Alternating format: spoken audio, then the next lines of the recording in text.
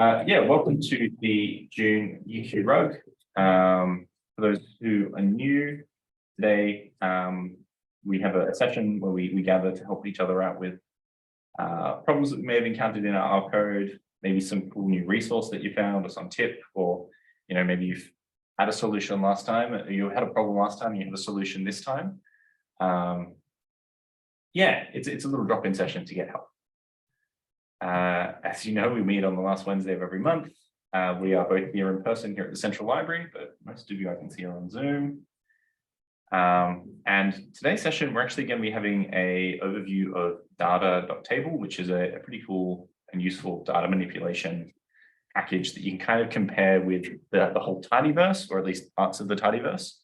And Nick Garner, who's sitting behind me here, will be giving that overview. Yeah, before we do that, I will get everyone to jump on over to the UQRUG hedge doc, which you can access from the UQRUG Netlify page by going up to the top corner and clicking on this little document icon. Alternatively, you can go to the link that I'm about to put in the chat. Probably going to be a bit easier for everybody. I meant to have this a little bit more edited, ready to go for today. So what I'm going to do is just really quickly throw in a quick edit here to get this one cooperating. I'm just going to create today's session so that people can start adding themselves to the meeting page. So got a couple people unwell today, so it's just been a bit of a frantic one here this morning. Just going to copy that, recreate. So this is UQRUG number 39. Gosh, those numbers are starting to stack up. It's June, and it's the 28th of June. I'll retype the overview later on, and I'll get people to add themselves to the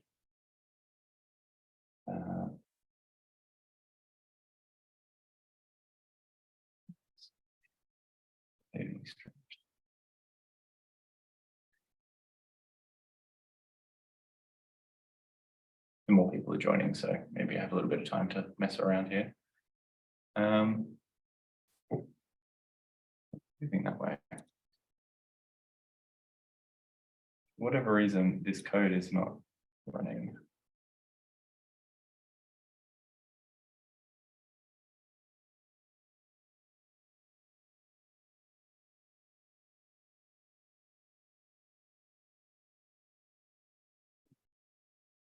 Some reason that stuff there broke, but we'll just ignore that for now. Yes, so some people are already starting to add themselves to the list here. I'm just going to remove this one because it shouldn't be here. Wow. Maybe you are here already. I always can't find the link. Do you mind to share the link to the chat, please? You need the Zoom link?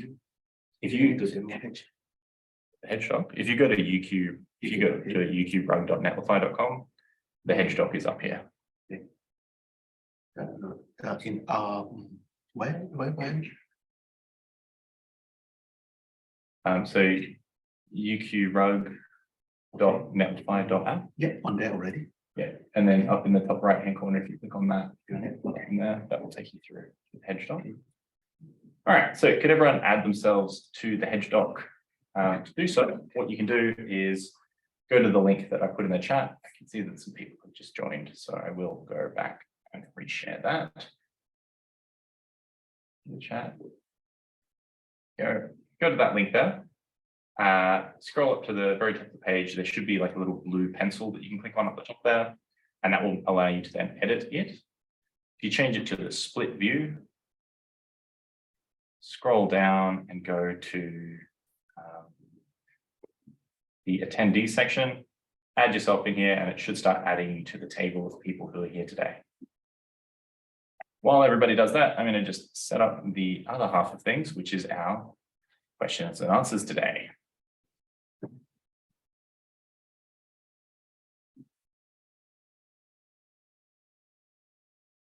So the way we do it is, if you do have any questions, I'll get you to put those underneath the questions section here. And I'll get you to put in the format of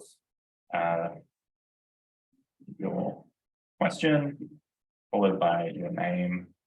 And then underneath that, we'll then have an answers section. So if you do have a question or an issue that you need help with this afternoon, what I'll get you to do is once you put your name in up the top there, go down to the question section here and add 4 hashes. And then type in your question there, as well as your name. And that way, as we go through today's session, people can start answering those and putting answers under the answer section. All right, I can see lots of people are already joining. It's awesome to see. All right, now that I've got that set up, I'll actually do the proper introduction to UQRUG today. So, the way that we work, the ways that we run things here at UQRUG is we start by having everybody frantically adding their names to the page as they are down in the bottom of the page. Then we'll get people to add their questions, which everybody is hopefully doing so at this stage as well. And then the next part we'll do is the intro to an R package. So as I said at the start, today's intro will be by Nick Garner, who's here in person. He's got a PowerPoint that he's going to go over how to use data.table, which, yeah, it's like, the main thing I compare it to is dplyr, but it's so much faster. It's a little bit less intuitive, but it's so much faster. So it's absolutely invaluable if you've got large data sets, but I won't talk too much about that because Nick will be talking about that. And that'll go for about 20 minutes, half an hour, questions and all that sort of stuff. And then at the end, we'll spend the rest of the session answering the questions that everyone is hopefully adding to the bottom of this page. So we can see that we've got a number of people here. Decent number of people. So we do have some people here who have questions, which is good to see.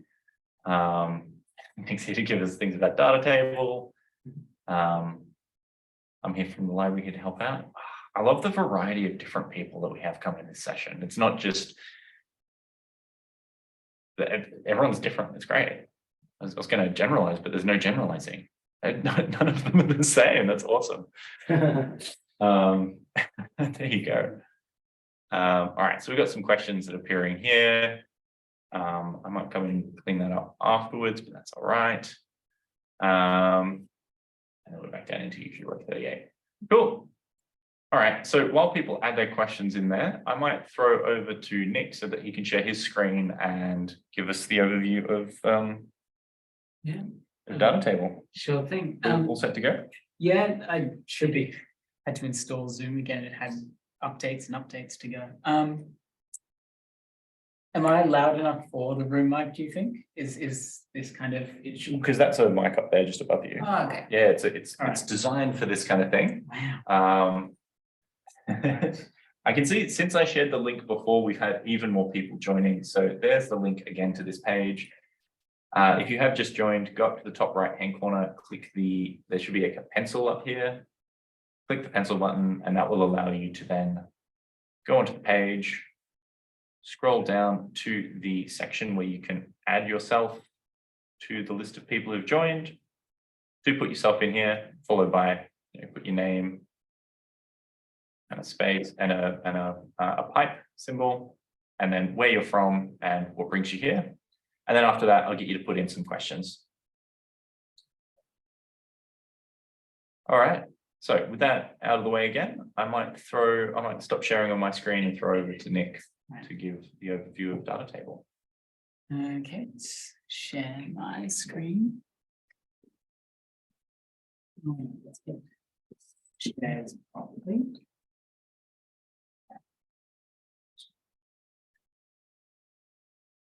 There we go. All right. All going well so far.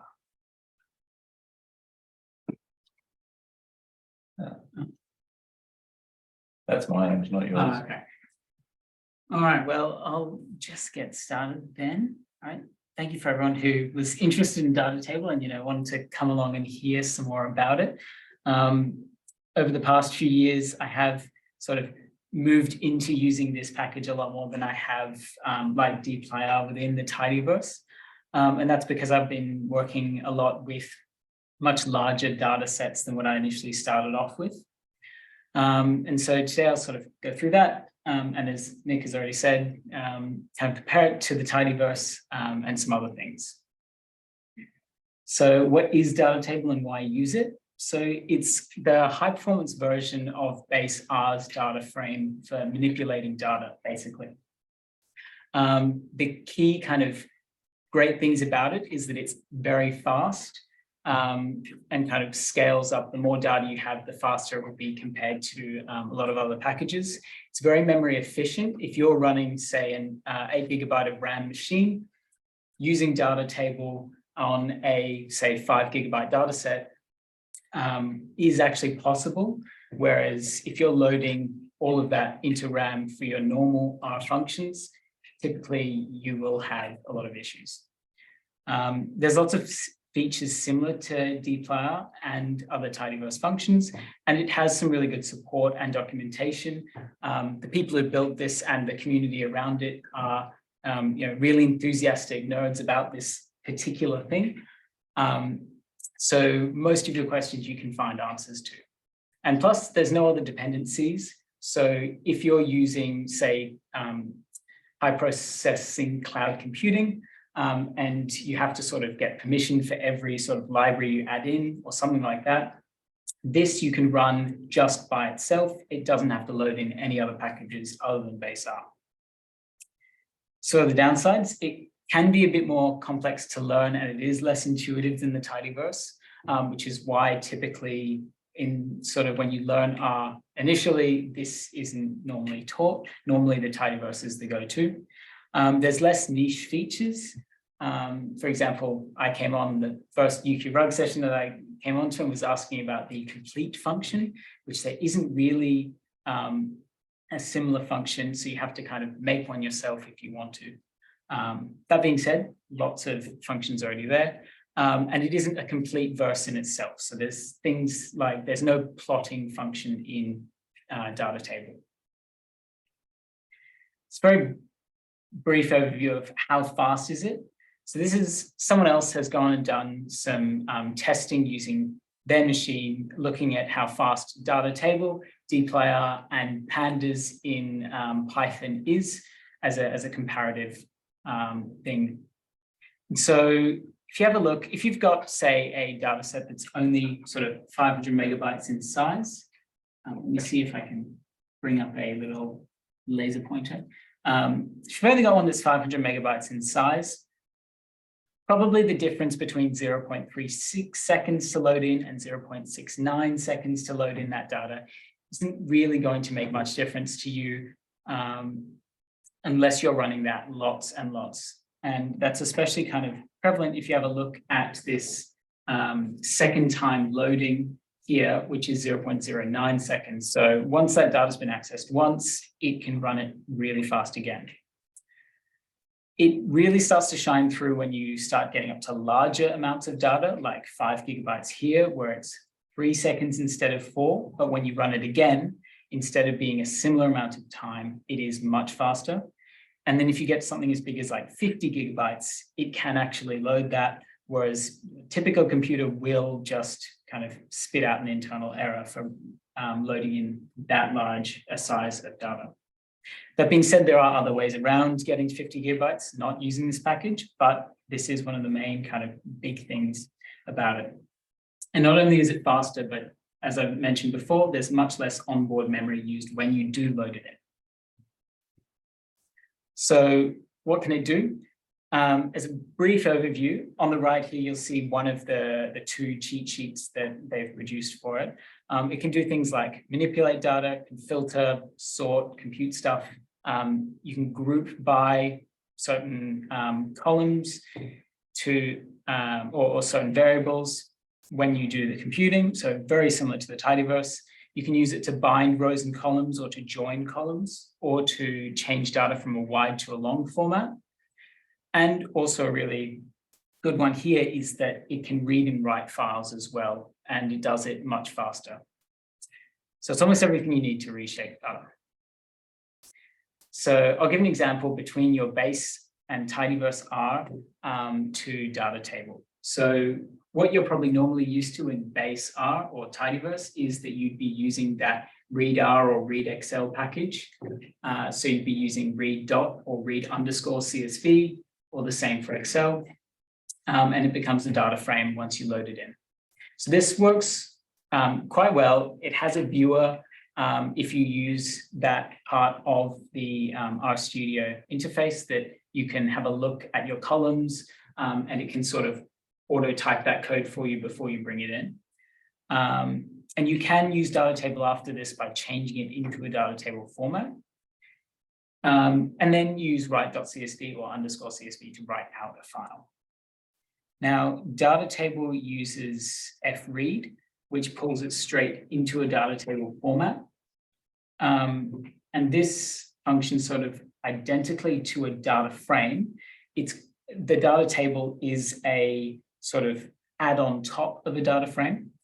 And it reads in your data really fast. It doesn't load it all onto RAM. It uses lazy loading, which I'm not quite sure how to explain. And I have no idea really how it functions, but it does its job, loads it very lightly onto a computer. It can also read zipped and compressed files without saving a decompressed file. So if you've compressed all of your data down to sort of, 20 megabytes from a 500 megabyte file, you can just read it straight using this package. And then you can also write it out into a zipped file, so you don't have to have all of that data sitting uncompressed on your desktop. I just want to point out, if this is the only function that you take away from today, that you're like, yes, I've got zipped files, or I really want to read it in fast, there is a package that I use a lot as well called vroom, which loads in data very similarly as fast.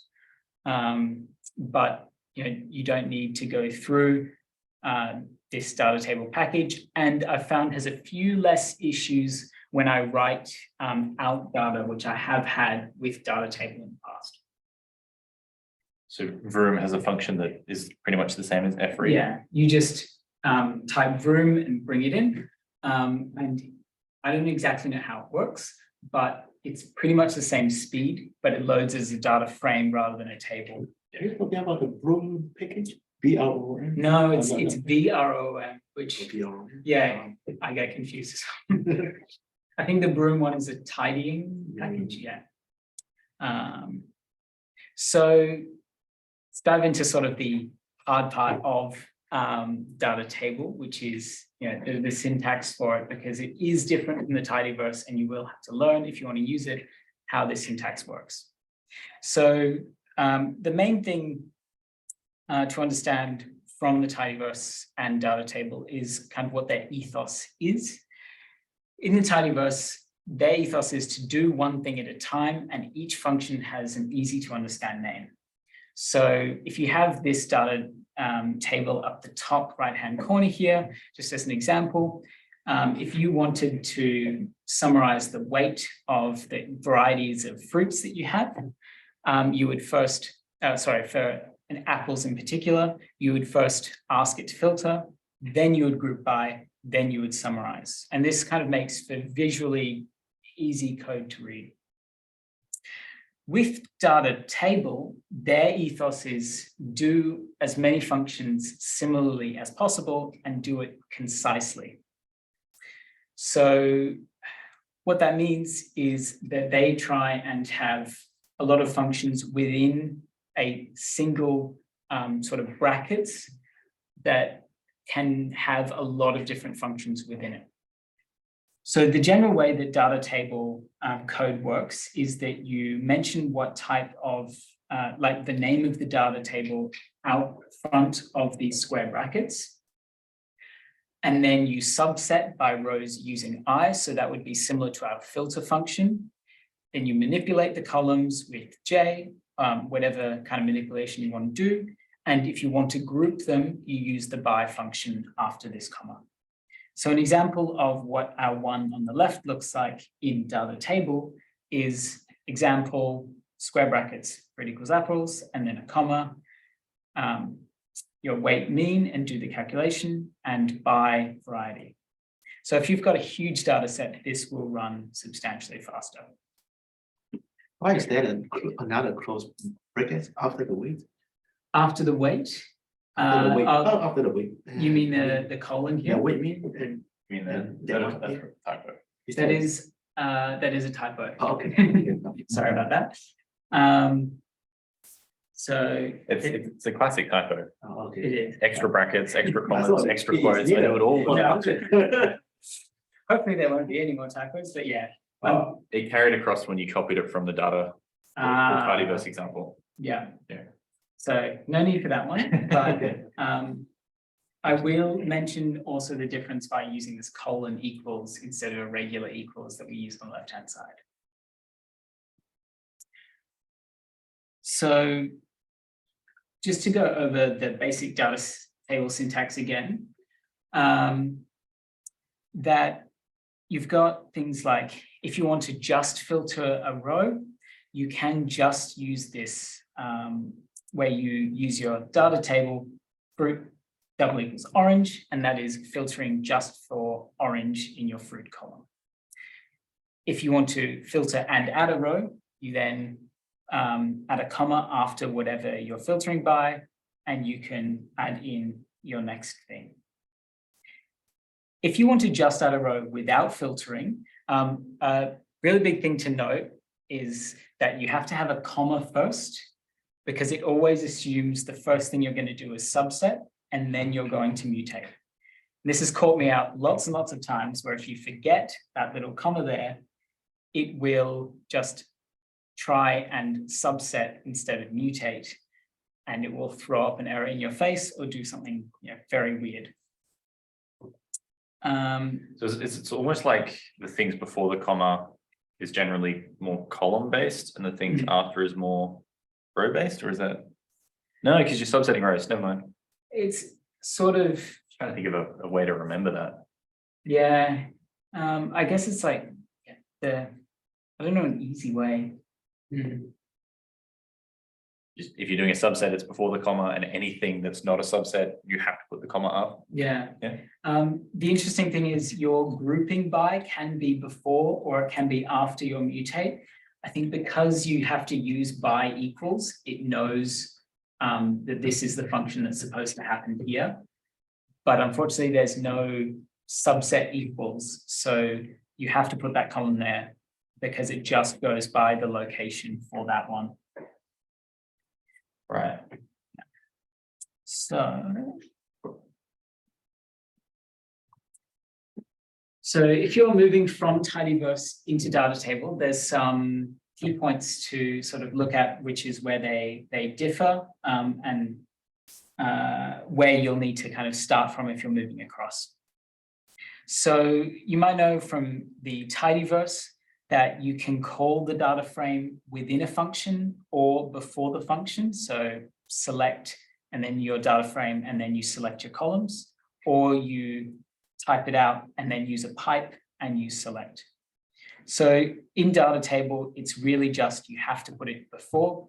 You can't call your data table inside the brackets. When you're manipulating data, in the tidyverse, you use an equal sign. For example, your column B equals column A times 10. In data table, you need to use this colon equals or a dot and brackets.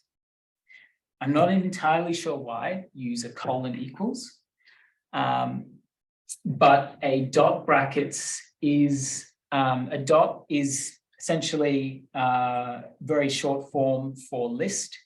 So it's asking to perform this list of functions within.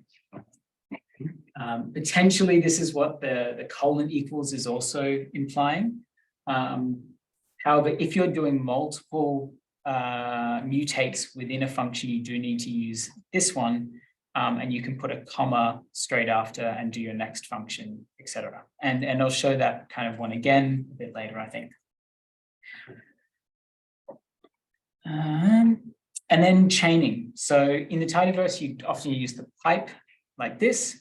In data table, you can use a pipe between your functions, but it is better to use data table specific chaining, which is just square bracket, square bracket, square bracket, square bracket.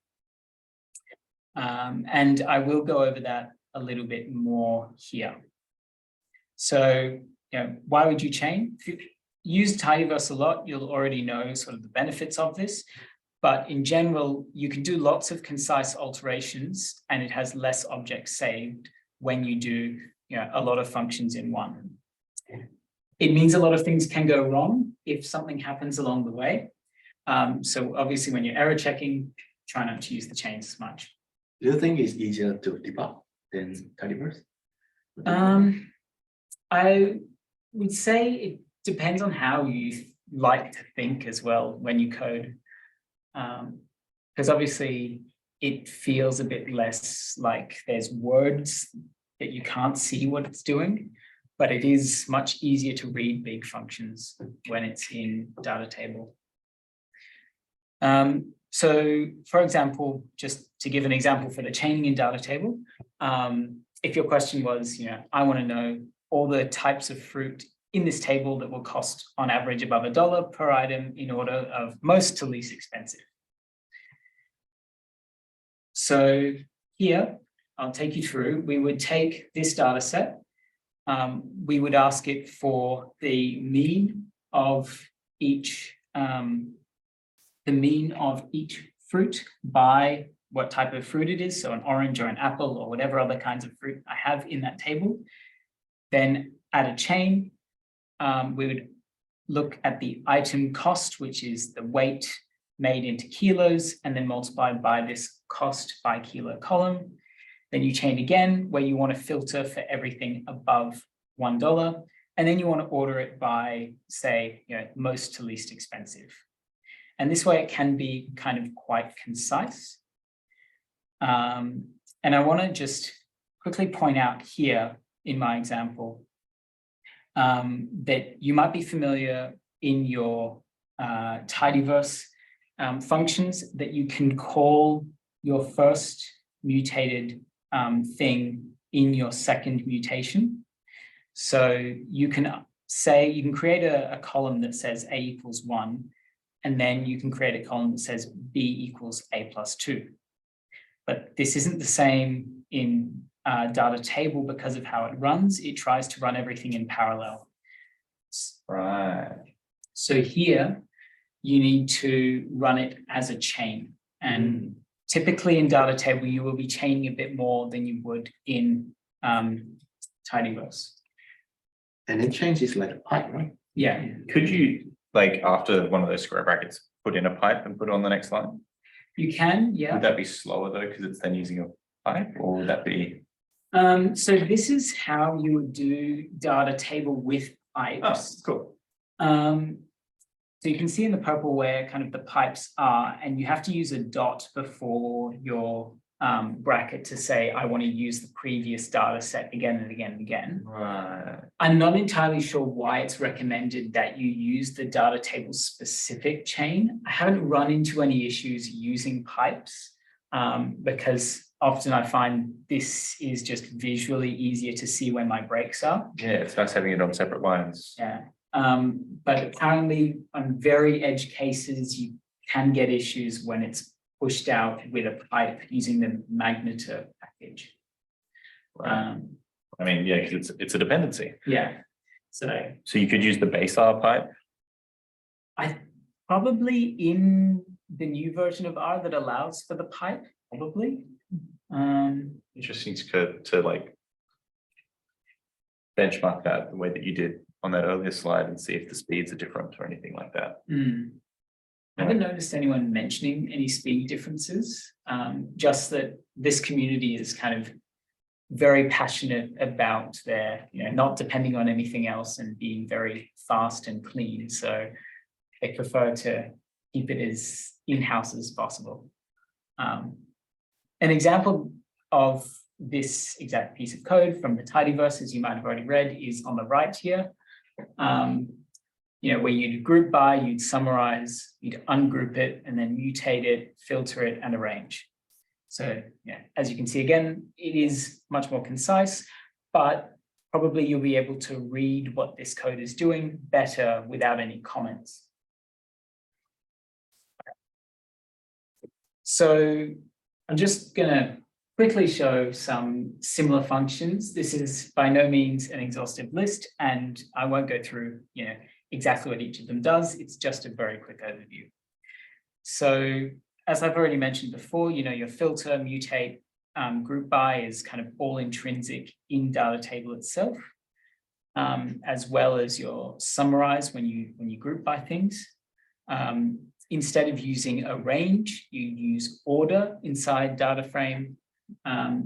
Selecting, you would, instead of using your instead of thinking of this middle bit as a mutate, if you just ask for a column without doing anything to it, it will just give you back only those select columns.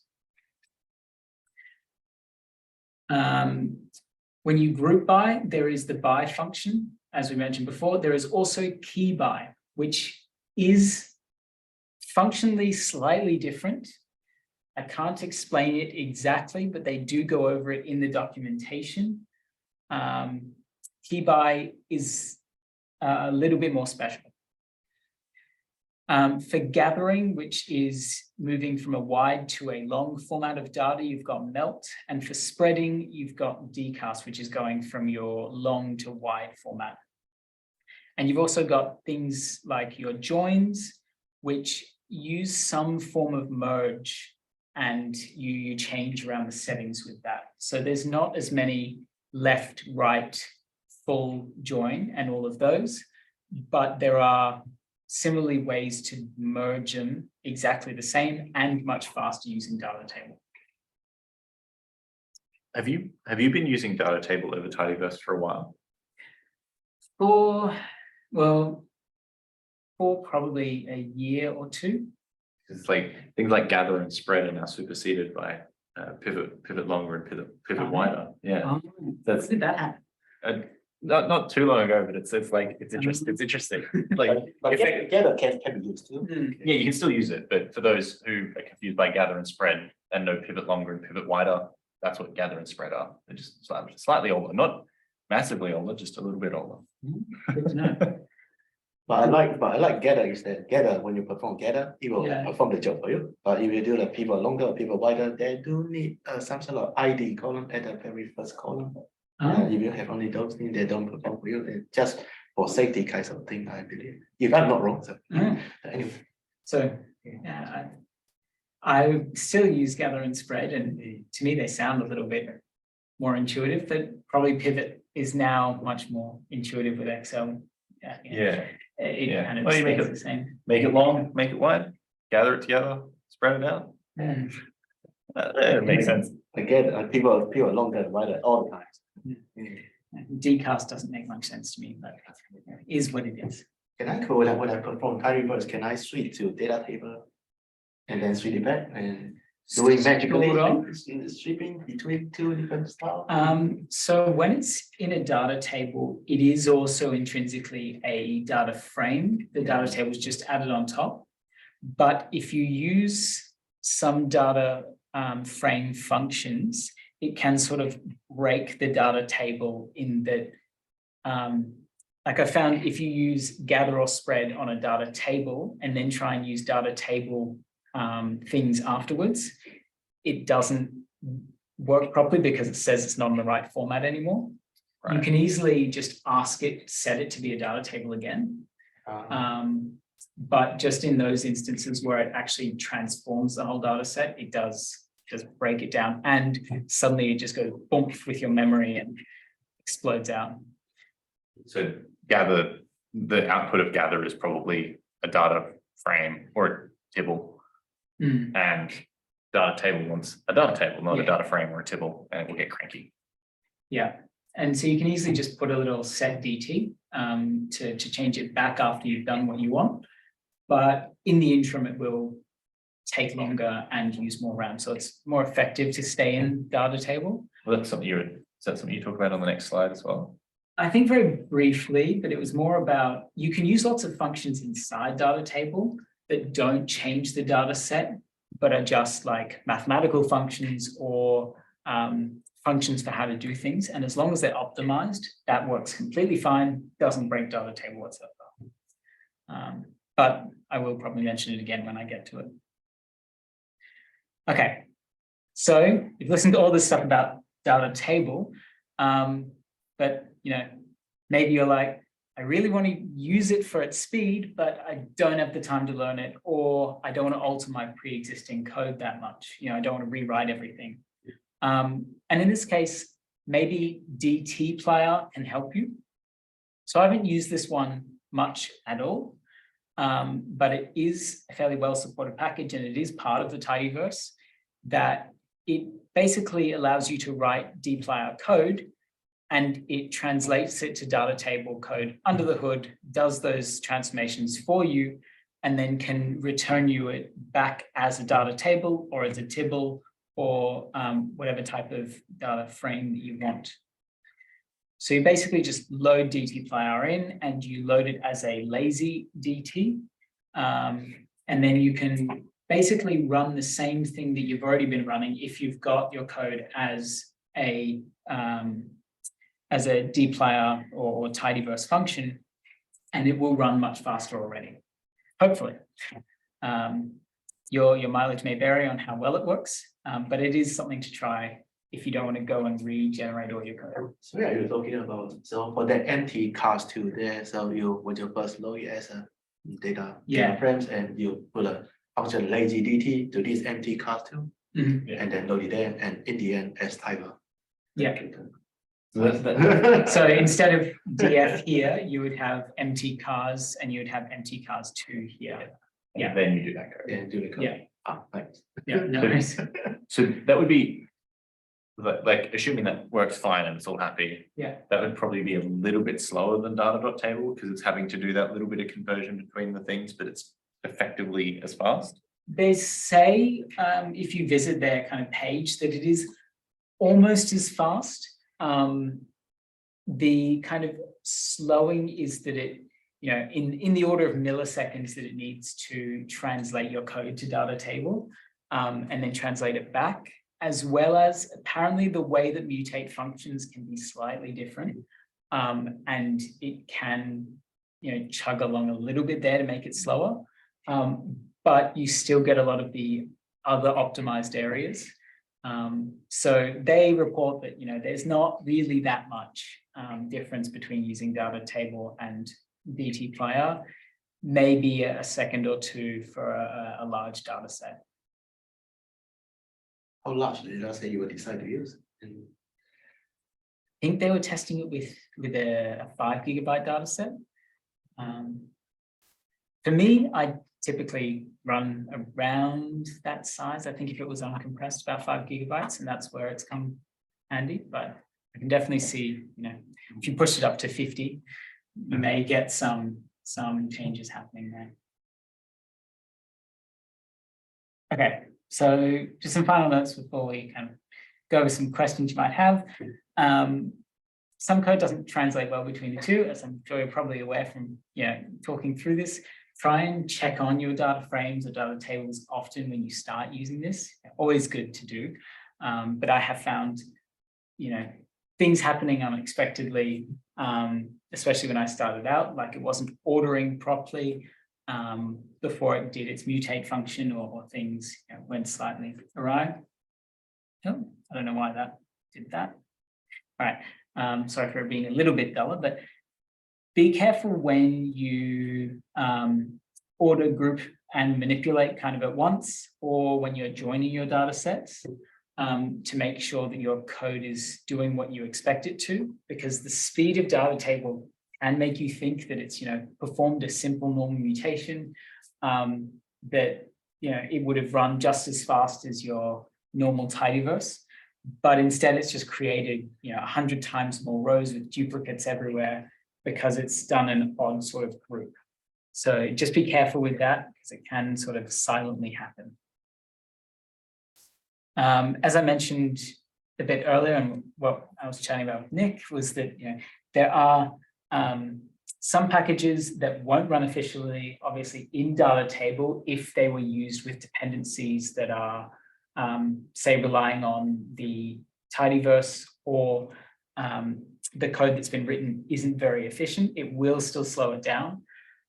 For example, I used a kind of spectroscopy package before with this, and the way that that kind of niche package was written meant that I didn't have that much of a benefit using data table because it still ran quite slow.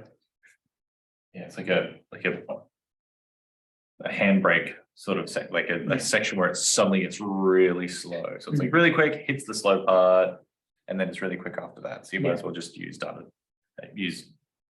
dplyr or whatever.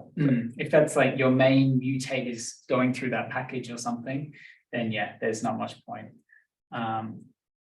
How can you know if a function is potentially going to hit that? Like if it's a basic thing, like give me the mean, that's just base R, so it's probably going to be fine. Yeah, base R seems to be fine. Even packages like lubricate, where it's just trying to define how your weeks and days are.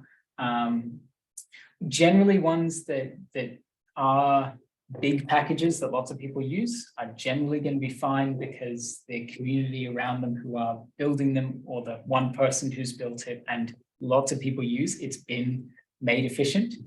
But yeah, if I had written a package, I wouldn't know probably half of how to do that, and it would probably use a lot of weird dependencies along the way and stumble. So it's kind of just a trial and error. There's not really a way to know. But I suppose if you've got a very specific package to your field that someone has, published a paper on, you may not get that benefit that you might be expecting. There's not a downside to using data table in those cases. It's just you don't get massive upside of it. Yeah, so it should be, just as fast, and it should handle all your other packages as the tidyverse does, but yeah, won't be any better.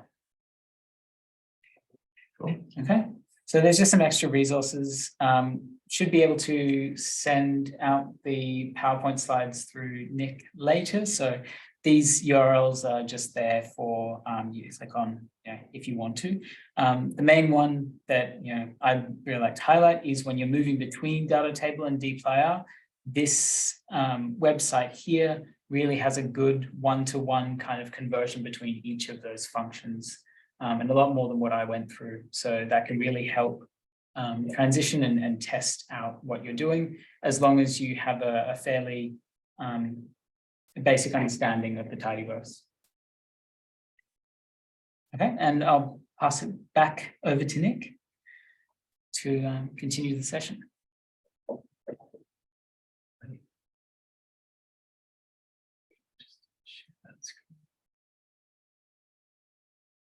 Okay.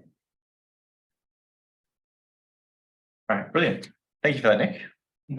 Hopefully that made sense to everyone, or at least if it didn't make sense, kind of shows you the potential and the advantages of using something like data table.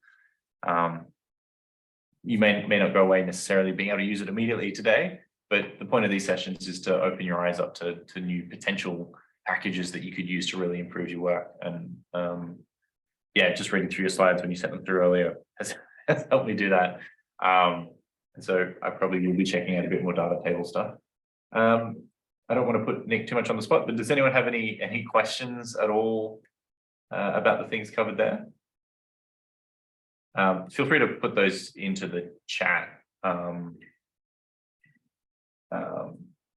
The other thing is, yeah, I'll be sending out the slides that Nick's created in the follow-up email next week. Yeah, cool.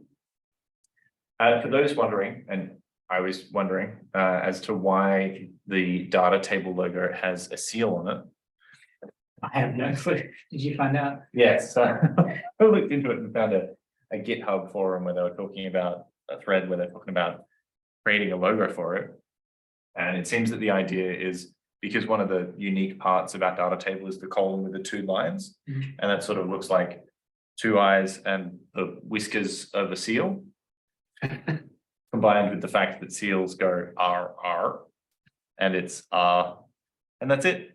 That's why there's a seal, because the column with the equals looks kind of like a seal, and seals go R, and we're using R, and that's it. Sometimes, Interesting. sometimes these are a little bit silly, and that's okay. But yeah, then you can also see it's like sitting on top of a table. It's made of the brackets that make up the data table. Yeah, they had fun with that. Alrighty, so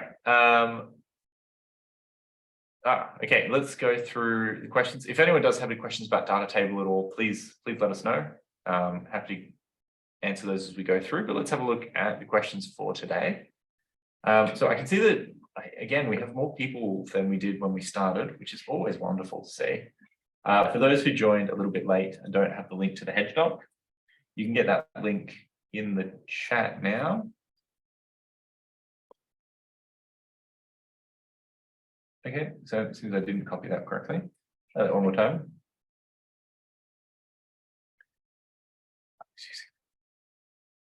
Okay, so this time, there it is. So that'll take you through to this page. If you go to the top right hand corner, you can click the little pencil button that will bring you to this edit page. Click on that up there to give the split view and go down here to the attendee section. Add yourself to the list of people who've joined. Add in a pipe there and type your name and details in.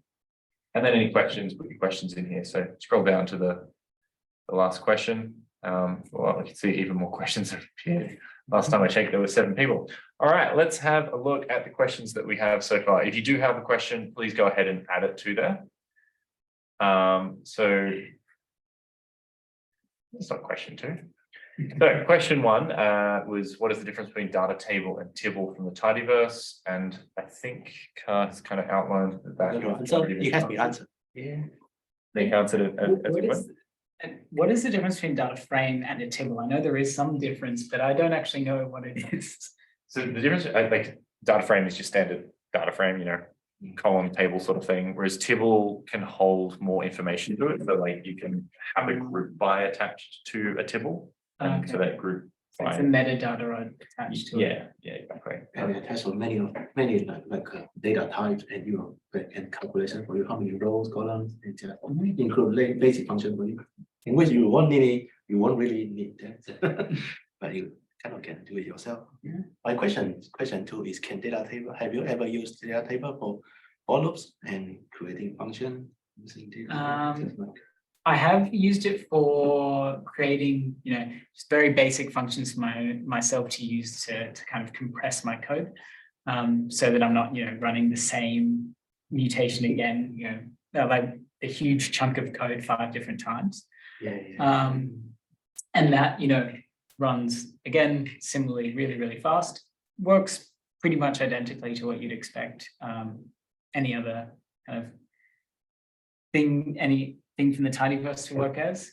Having used for loops similarly, it just runs really fast. That the speed would be faster. It kind of, if I had complex things inside the for loops or the function, if I use data table, it speed up everything. There might be things to look into myself. Yeah, so realistically, for loops and functions are just, containers that have stuff inside of them. So you could put tidyverse stuff, you can put base R stuff, or you could put data table stuff inside those for loops or inside those functions. They'd just be more compatible with data table and presumably faster.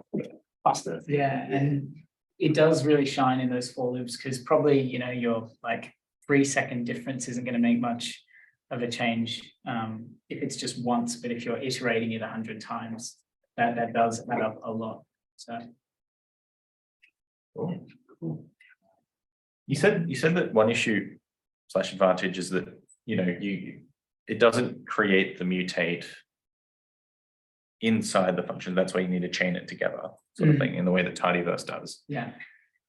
And you say because it runs in parallel. So does that mean it's using, like, it's when you say parallel, do you mean it's like using cores in parallel sort of thing, or? I think it does have some sort of parallelization, use of multiple cores that's better than what base R does. But in the sense that when I was saying it runs in parallel, it's more just that does it all at the same time? They don't refer to each other. And if you try and refer to each other, function, mutate to, which refers to the, first column that you're making, it will just spit out an error that this column doesn't exist. Yeah, but if you chain it together, then it will. Then it already exists in that. Brilliant. All right, let's have a look at the next question. So Maddie has a question here, and as is always standard, Raoul has probably gone through and answered every question already, and I love that. Thank you. Unfortunately, Nick kind of done that this week because you're presenting. Okay, so Maddie has a general question. I'm conducting a spatial analysis. Do you recommend any particular way to read tables? So like we use read table from CSV, read Excel, and export the data sets as Excel, CSV.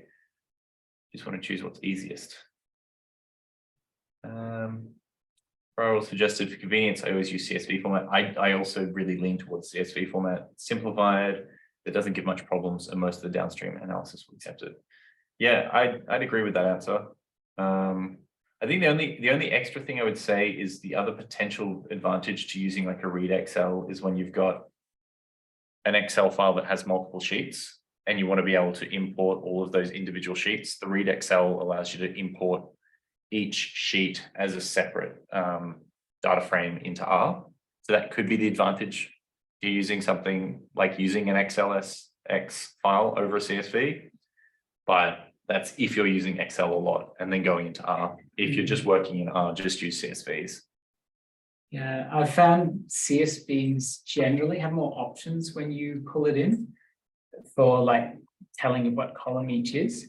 The only time I've found that I needed to use Excel over CSV was a few times when I've had really, really small numbers. So it's stored in Excel as a really long number, or to the nanoscale. And when I've transferred that into a CSV and loaded it in, I had lots of duplicate numbers because I don't think it saved the number long enough. I don't really understand how it had that issue, but when the number in a particular cell was, over 15 or 20 numbers long, it just didn't work in CSV. So I had to load it as an Excel to get it to show me the whole value. Don't know why that happens though.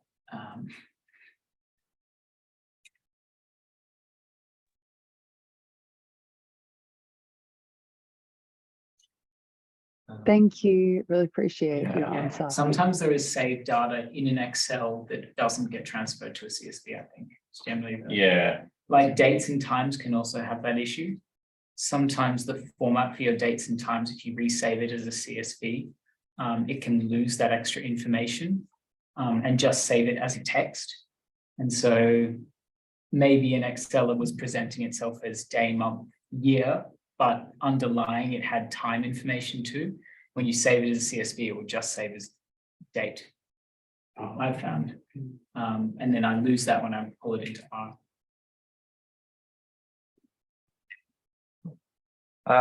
On that note, Maddie, in case you weren't aware, there's also it's not necessarily UQ focused, but there is another associated community group, which is the UQ, it used to be the UQ geospatial community, but now it's just called the geospatial community.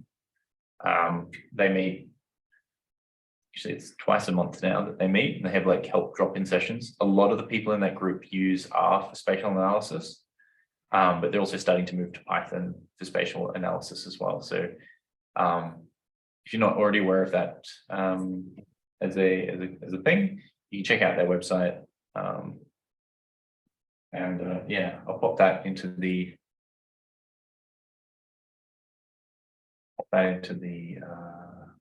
hedge doc as well as a potential thing that could be useful. It's obviously not necessarily going to answer this particular thing, but yeah, just another good resource for spatial help. That's awesome. Thank you so much. Under the community groups. Cool. All right, let's have a look at question 3. Unless there are any other things in the chat. No. I've got a couple of general questions about LMER. And no one wants to answer things about no one likes linear models. So Renee's got a question about how to report results. Well, it's me again, of course, with the same old story. Results. Ran LMERs to evaluate if variable can explain the outcome. Results differ greatly. I interpreted that the LMER don't explain the results. I'm not the best with necessarily these kind of stats. Does anyone, we have anyone in the group today that's able to help out with that at all?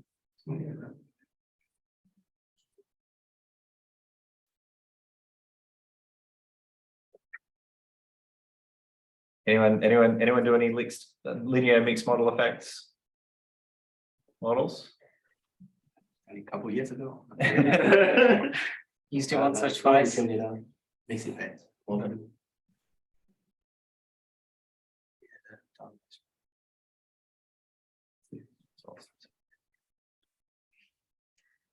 See, if Valentina's not in today, if she were, I would pick on her today to see if she has thoughts.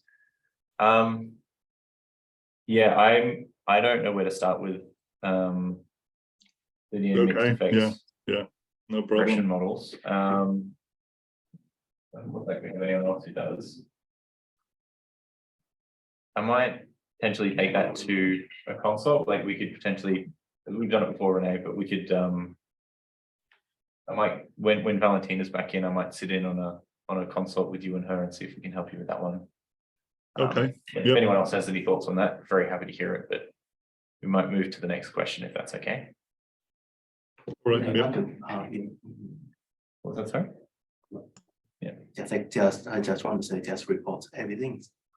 Just reports everything. And right now, it's just how to report results. I would say reports everything is whether you have met all the assumptions. Have you had the multi-collinearities? What model you use and explain all the results and yeah, just to report all results. And that you use to test assumptions and your final just to report everything. I would say. Don't be selective of result and report things of we desire. Just report everything. Yeah. Okay. Sorry, I can't answer much. That's all right. Yeah, I'll send you an email about that one, Renee.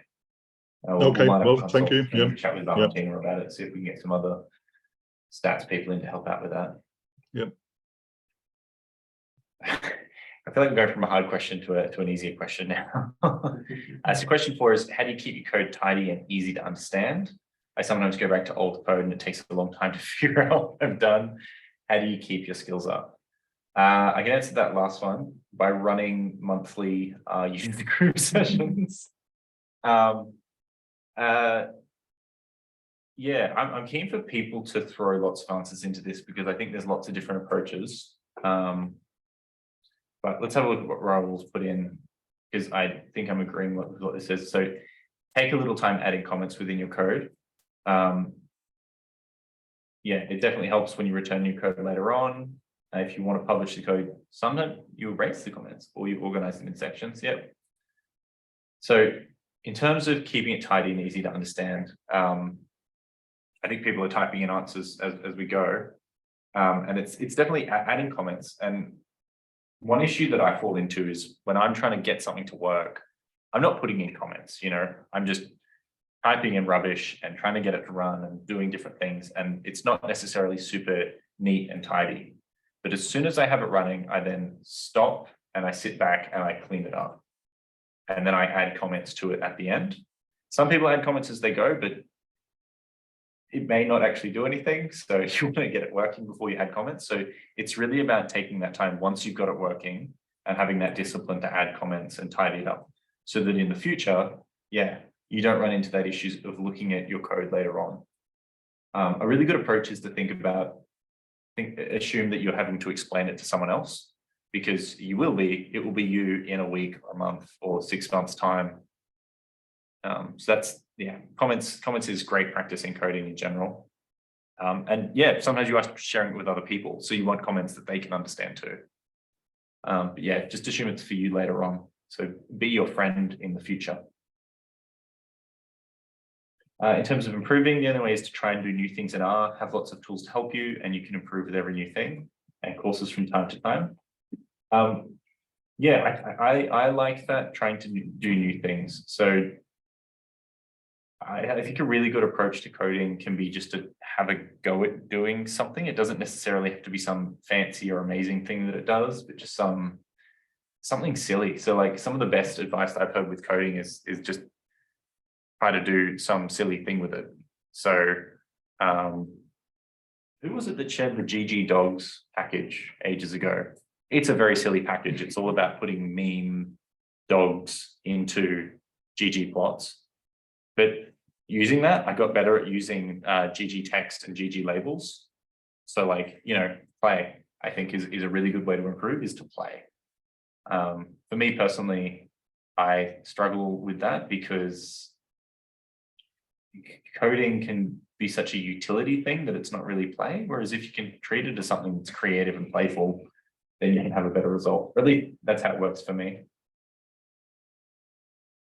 I've got some comments from Car. There are best practices using tidyverse style, having spaces between equals, commas, and brackets, annotate all your codes using hash and add comments. Yeah, that's a really good point. So in R code, obviously you don't have to have a space between variables and commas and things like that, but just adding a space between an equal sign and a comma and a bracket can really make it so much easier to read. Here we go. Nick's got a suggestion here. In addition to using comments in R, you can use GitHub. You'll find where you can commit changes with comments and what changes each time you edit the code. It helps you understand what you've done over time and back up your code in case you delete and save over old code. Yeah, that's something we didn't really touch on at all. So yeah, using Git to commit those changes through time is a really good way of when you go through and make your code more efficient and then you save it and then you come back to it later and realize you've deleted a bunch of stuff you didn't mean to. Git is wonderful for that. You can then come back and get that back. But a question. I always use Bash to connect my R Studio and GitHub. But recently my Git bash can't be open. In my computer it crashes. And how are you guys connecting your R to GitHub via Git bash, or how itself can be done? so RStudio has the Git integration, Yeah. so you can use it. There's a package or something. There was a way to easily connect it to GitHub. I think don't know it's- by why. I think it's using I'm not use this. uploaded. Yeah. Because Use this and then you can log in with that. What's that again? Sorry. I think it's called use this with brackets. Oh, Yeah. use this bracket. And you can just log in using that with a token and that can kind of connect it without.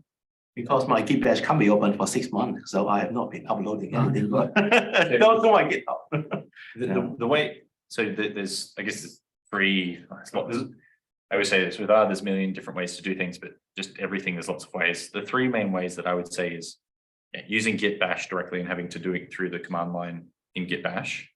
The other is using it, because RStudio has an integrated Git thing. It appears in the top right hand corner when you've created a repository there up in like the global environment variable sort of area, and you can use that. I find that to be a little bit clunky. Personally, I just create a Git repository in my R project folder, and then I push that to GitHub using GitHub Desktop because I like the GitHub Desktop interface. Oh, okay. I find it fairly straightforward. Yeah. Oh, yeah. GitHub, what's that? GitHub Desktop. Yeah. Oh, okay.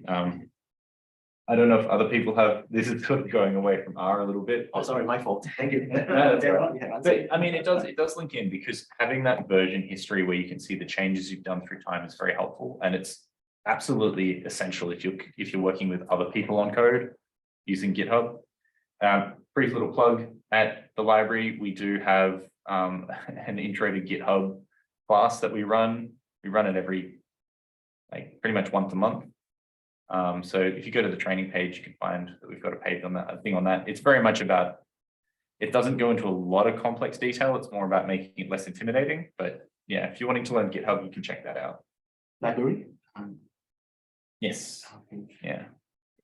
Yeah, I would definitely highly recommend. I used R, I think for the first 1 or 2 years, just using OneDrive as a backup, which I know they don't recommend to use R on OneDrive, but yeah, using GitHub definitely helps to not lose all that code and have nice comments, especially if you start sharing code with other people in your lab or in your office or anything, that you don't have people overriding your code with their code and then issues with, different levels. I'm sure going along to that session would be very helpful. Cool. Cool. R Markdown's good too. So yeah, if you use a R Markdown file, you can write prose and then have code chunks. It's kind of going a little bit away, but yeah, that's another way. Some people love using Markdown documents. Markdown documents. I would suggest R Markdown. I use R Markdown all the times. Yeah. I don't use RStudio at all. There you go. And then David Green from RCC said that in their software carpentry workshops, they have this bit of general advice at the end, which is R for reproducible scientific analysis, writing good software. So they finish up with writing software that other people can use. So they've got different ways to structure things to make sure that it's readable and what you can do to do that. Break it down into bite-sized pieces. Yeah, cool. That's a nice little bit of advice. Thank you, David. Thank you so much, everyone. That's really helpful advice. All right. Did that whose question was that one? That was Jocelyn's question. Jocelyn, did that feel like you answered your question there? You feel with that all that advice? Yes, it was great. Thank you so much. Oh, hold on. We're talking. It's as you can see down here. I can't hear you.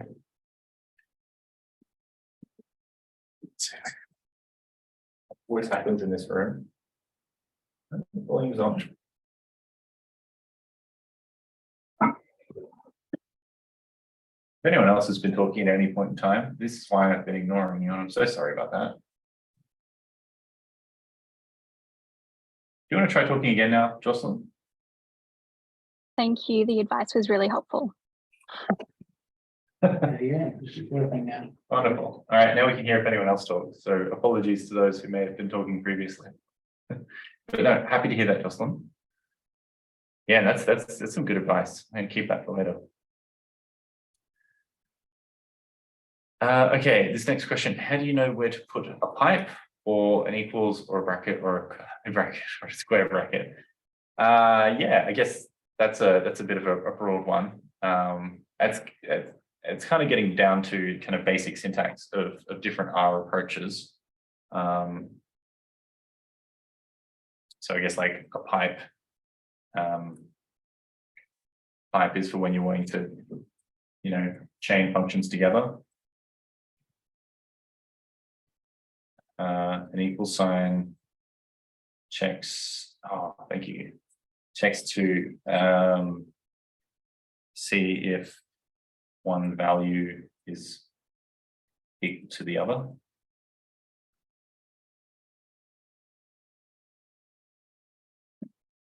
Round brackets generally refers to a function.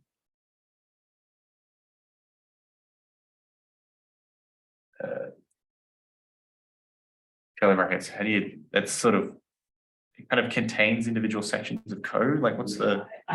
The only time I've used it is in like a function or in a for loop where it will kind of run everything at once within the container. So, yeah. How else is fine. And then square brackets is for what, indexing? Yep. Come up in any other place. Indexing a data frame, really. So not even a data frame, but just a variable. And the data table is there. I guess it's a very base R way of doing things. I don't know. You call it like referring to a table. Oh, sorry, no.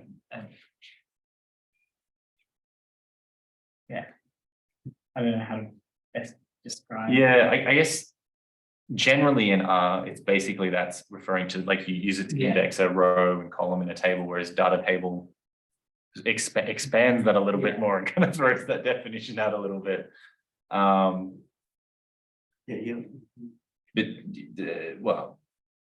I'm not data table. It's data frames. Yeah. My data frame. Whereas, so in it's also effectively used for setting up a data table function. Data table is weird, actually, in reflection. Yeah, so it's also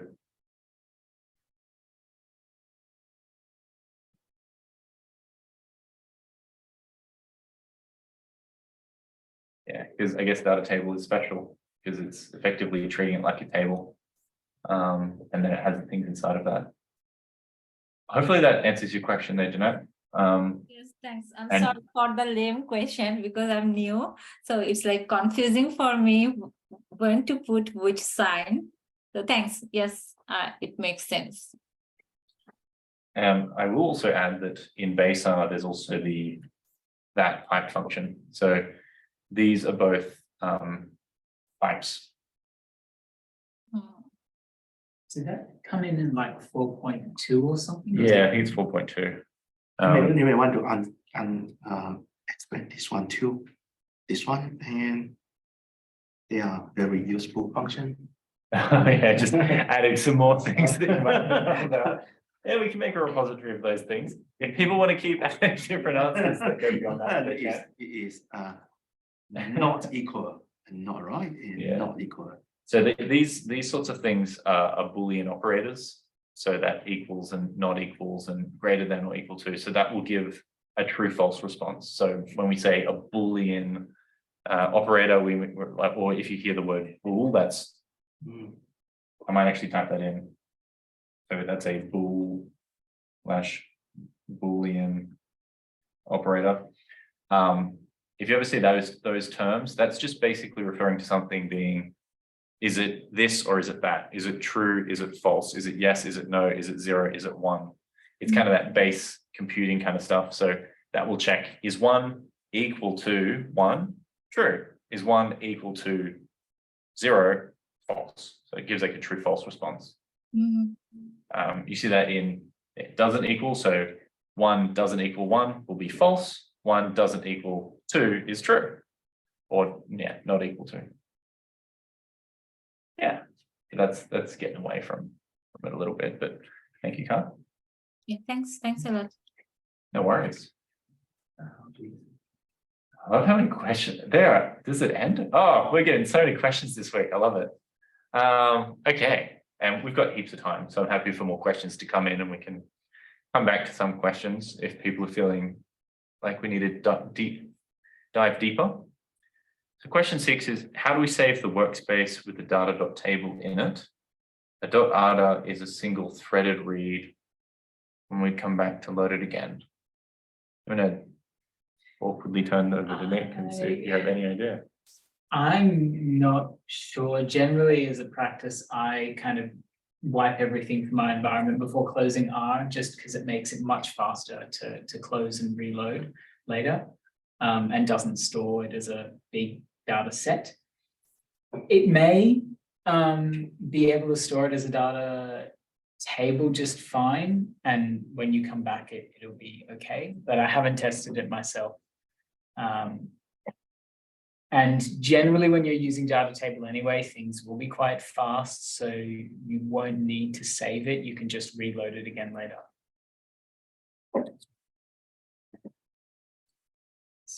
So, I mean, yeah, I do the same. I don't generally save our data from my workspace. I just load everything in again the next time around, because yeah, you just run it again. Saving an R data file for every single project I run would massively increase the space it takes up as well. Especially if you're using data table for large data sets, that may cause issues or just slow down everything.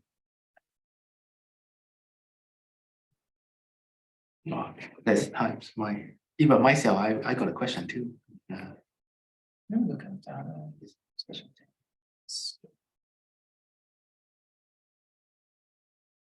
But to actually answer the question in terms of how you do it, I don't know, and it seems that because of the way that Nick does coding as well, he doesn't know either, but maybe we'll find an answer to that one. Yeah, so that's more of a, not necessarily best practice, but just a practice is to not actually save our data files. But if you are wanting to legitimately export a data table as an R data file, maybe we can find an answer to that. I've helped a lot of people who've done it that way. Hadn't really appreciated that it was, you know, not a best practice, but yeah, there's plenty of people out there doing it. So they're and it gets complicated if their our data gets corrupted somehow or mangled some, you know, to go back and regenerate it. But they're actually using this as their input for computational jobs. Right. So they do need to export it out to then actually use it, because yeah, they use it as a data file. So it gets saved, and then it gets, so next time R starts, it then reads it in. And I do worry when people start running things simultaneously, because if there's updates or, you know, things saving. But I generally just go sort of, you know, dash vanilla on start and don't save on exit. Right. Okay. So you generally don't get them to do it either. Okay. Yeah. Cool. But that's yeah. dash vanilla. So yeah, just it avoids complications unless you're, you know, and I've seen .r data files that have been enormous. They've it's been like whole sort of sets of you know, spatial data and stuff all sort of tied up in it. Yeah. It's not without risk. Yeah, it's a frustrating default that it does, because it always tries to do that every time. And it's not something that I ever wanted to do. And yeah, that's generally the advice that we give in our classes is, yeah, don't bother saving our data files, just load the data in next time.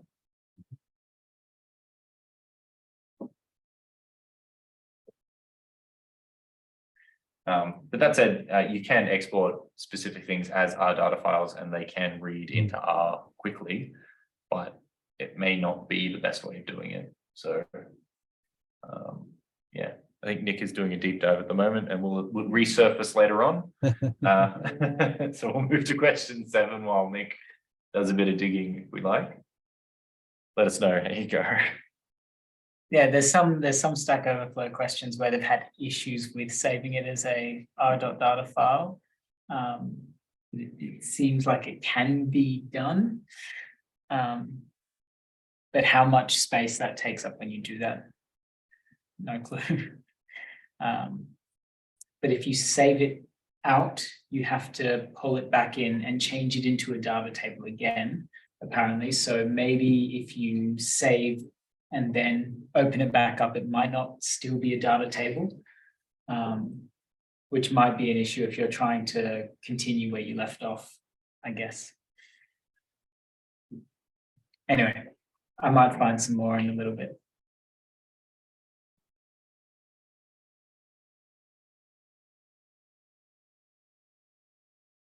So it seems that it doesn't retain the data table format. So if you are using data table, it seems that there's not advantages to R data there anyway.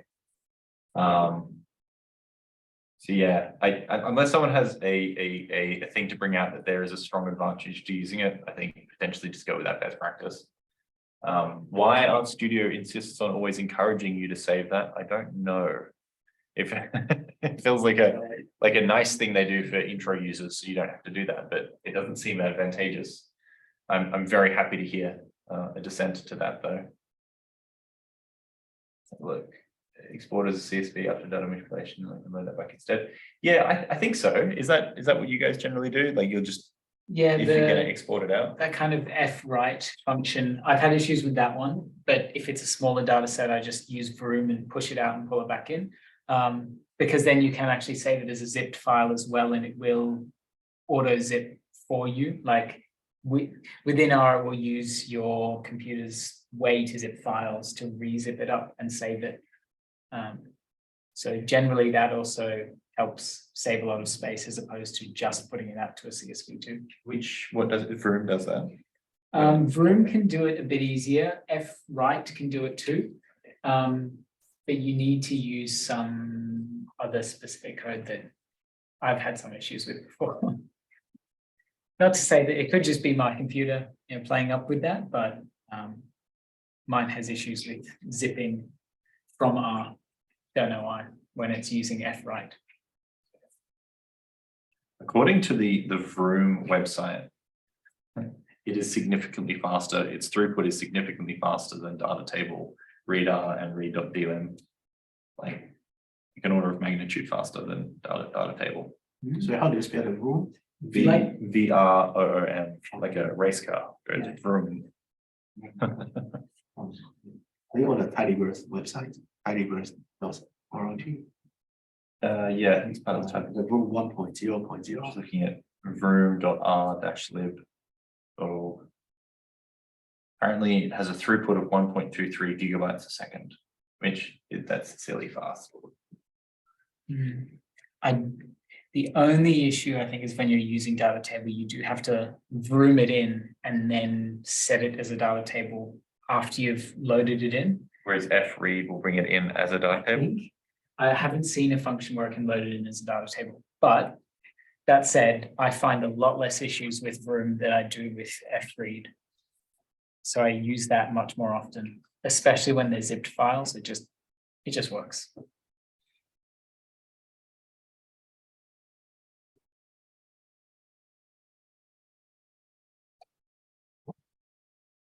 All right, let's have a look at question 7.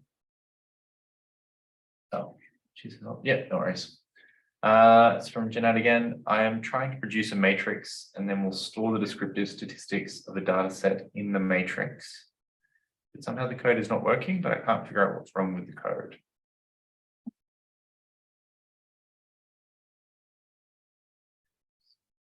Okay, that might be one. I need more. Wow, we just keep getting questions. It's great. That might be one where we get you to share your screen, just because we'll have to look at the data and the code to have a good idea of what's going on there. I share. Yeah, I can stop sharing my screen. We can go and have a look at that one. Okay. Okay. I'll have a bit of a peek. I don't know how much we'll be able to dive into. We've got 35 minutes before we wrap up, so stop sharing and throw it over to you. You should just be able to share anyway. Okay. So this is a function to have the, like, for each of the variable in the data set, I need the summary statistics or descriptive statistics, and then the loop to work on, like if it's a numerical variable, which will be there, and if it's categorical variable, these things will be there, and then binding them and then run the code. So it's when I'm trying to apply it on my data table, then I get this error message like this here.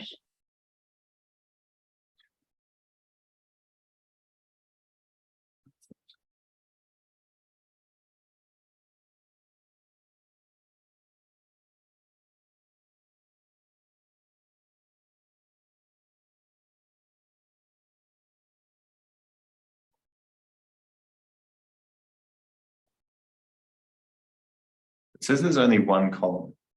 It seems to be the big thing that jumps out at me there. Location 7, 13, 18 don't exist. Yeah, but if it's there's only one. Is it for missing data? It says, so it looks like you're trying to do something that goes across multiple columns. Yes, because I have 61 variables and I want to do the descriptive statistics for all of them, and some are numerical and some are categorical, so that will be like different. I've stored them in this vtype and vvar, and then it will like calculate all the descriptive statistics, and then it will be like a table. Here. So from the error message, I can't understand like which point is the problem, like if it's for missing data or I don't know. So it's difficult to check which code is not right. What do you get if you do like a structure str of the table of the, well, actually this desk table underscore all? What does that look like? This one? Yeah, so just show us the str, gives us the structure of that thing. That's desk table underscore all. Is that the function that you created yourself? Yes, it's actually not created by myself. My supervisor helped me. So Right. it should be like when I have used this one for a sample data set and it worked, but for my data set, it's not working. So I don't know what's the problem with this one. Oh, you've got quotes around that space in the file name. Okay. Oh, so DB is actually the Yeah, DB is the data frame structural. Yes, it's the data okay. frame. Well, let's have a look at that and see how many columns it's got. This one? So it's got Oh, there we go. 61 columns, yeah. All right, so it's, and then when you do when you perform the function on that thing, it's not returning. So is it a problem with the function? But it's working for the other data set, like a sample data set, which I tried to do this one, and it's working for that one, but it's not working for my one. So I suppose Okay, can you show us both data sets then? The one for which it worked. Yeah, show us one that works and then show us one that doesn't. It worked. Mm. That's a good approach generally, is if you've got it working with one data set, see what the differences are. Yeah, compare and contrast. And that's where like built-in data sets can be really helpful in general, because you've got that kind of consistency there to it. Clean. You're removing a potential variable of error.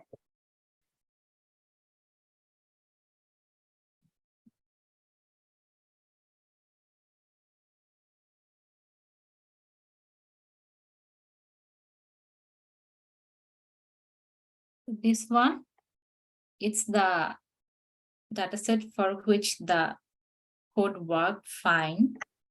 Sorry. You able to run it with that one so we can see what that looks like? I need to open that one again because I have already done everything here. Just 1 second. What we might do, Mm-hmm.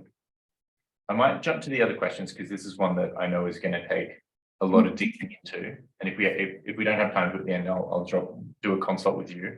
Mm-hmm. I guess there's two ways we can approach it. We can either just jump through the other questions and then come back to yours at the end. Or if David Green feels like being in a breakout room, but maybe that's too much like Tuesdays. Okay. No, that's okay, because I have to go also. So I have to leave early. So I think that's okay. No worries. Okay. So in that case, so I think the general advice there would be look at what's working in the other one. So get that working and understand why it's working, and then compare that to what your other data frame looks like. So often what I'll do is I'll gradually change a function to make it work with the other one. Mm-hmm. So see if you can find ways to get your steps there to get it to be working. Okay. Thank you. Thank you so much. All right. Good luck. Yeah, shoot an email through to the training team, and I'll have a look at that as well. Often I find issues with that is like one of the columns is loaded in as a character when it should be a number or something. Or even the number of columns different. You say, oh, we have 144 here, and all my function is 1 to 144. Yeah. And the next data set becomes 1 to 143, and the error comes out. And it just goes, yeah. But debugging would take some time. Yeah. It may be the case that there is like a column that is in the wrong format, sort of thing. Yeah, or the data loaded in from. Next, I believe first stage is to compare two data sets using set diff to compare the data set that works and the data set that doesn't work. And I was this that once, and I couldn't remember what it was to. oh yeah, try and- Like set underscore diff. yeah, set dot. I think set dots, if I'm not wrong. Yeah, there is this function, right? Am I having it right? So that compares the difference between two data frames. Yes. So Yeah. I think set only one F. If let me open my R. I found a set diff that doesn't have any spaces in between it, but I can't. Set diff. There's a NumPy function for it. That's not. All I can find is just set diff as one word. Yeah, set diff one word is One word. like it's a base syntax. Yeah, based on syntax. Yeah. Yeah. Set no dots. No dots. So it finds all the values in A that do not occur in B. So I wonder how that works on a data frame though. Let me create a simple data frame.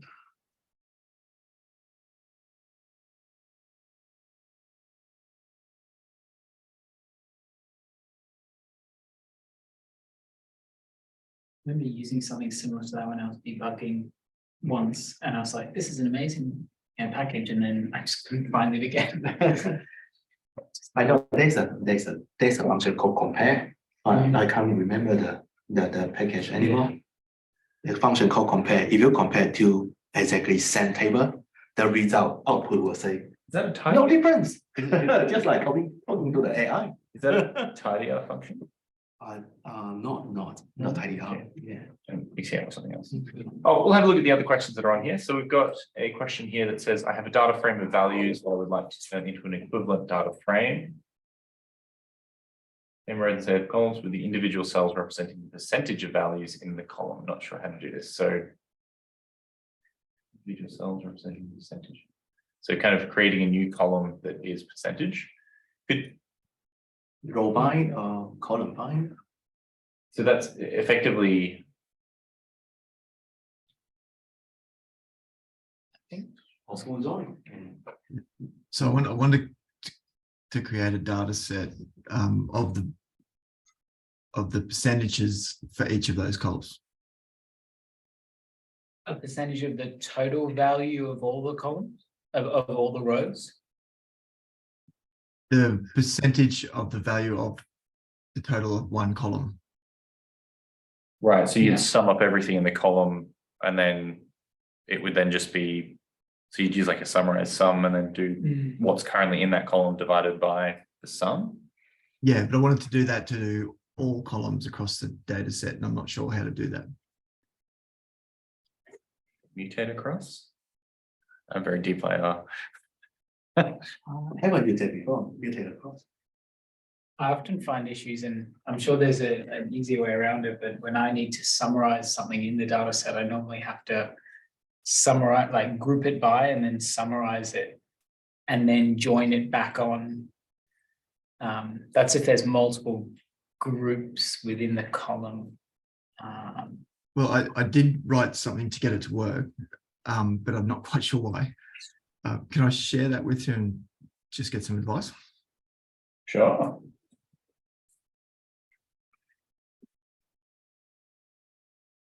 Oh, you might have to stop sharing. That makes sense.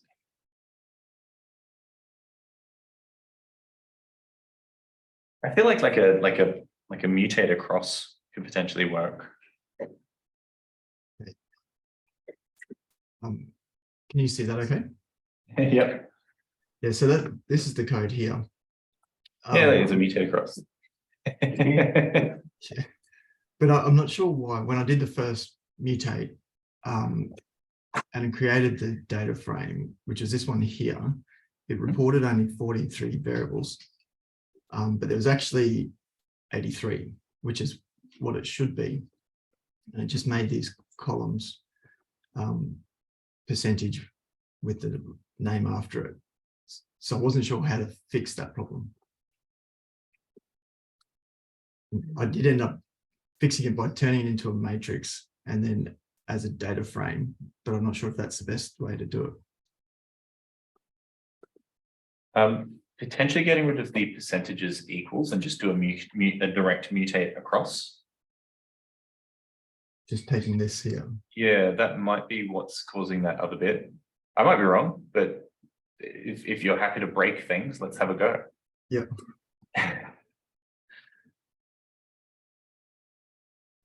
It's not showing 83, which It's still weird, but now it's showing 42, but that's, Yeah, but that looks right now. Yeah. yeah, cool. Okay, great. So that saves me a couple of lines. I reckon that 83 was probably something to do with the fact that it was applying it to it. It was probably creating it and then also applying to it at the same time. So you were duplicating things, but 42 doesn't turn into 83 as nicely as I put.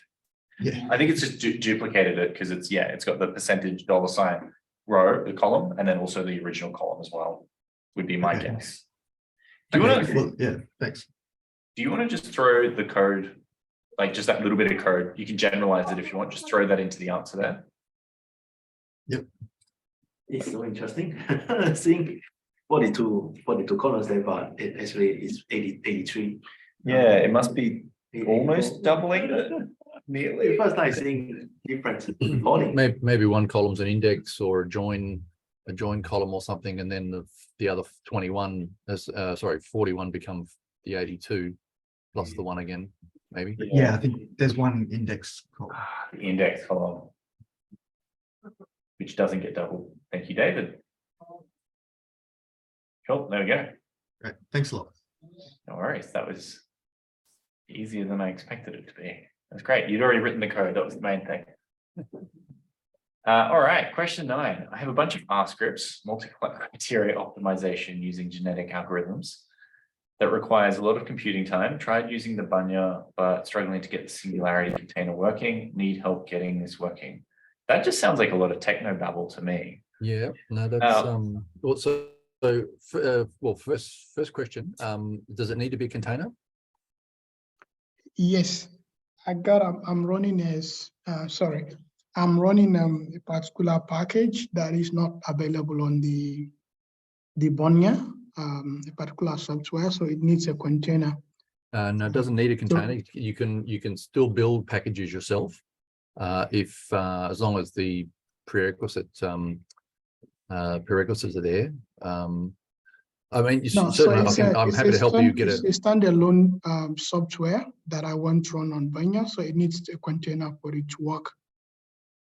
So there are some help available. Okay. I've seen containers already viewed, but for a different version of the software, I tried to adopt to get it working, but it's just not working, I guess. But, yeah. Okay. Well, we can probably get time a little while. We could break out into a breakout room and do it there, unless people want to.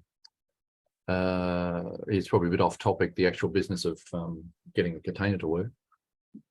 Oh, I can. Yeah, if maybe I can book a meeting with you sometime. It's not very urgent now, but yeah. Okay. Well, let me tell you. I'll give you the info about that thing. Is the Bunya HPC? Yes. Okay. So for those who don't know about Bunya, Bunya is one of the HPCs, the high performance computers that the Research Computing Center, the RCC, at UQ. So David Green, whose voice you've heard a few times, he's one of the main people at the RCC.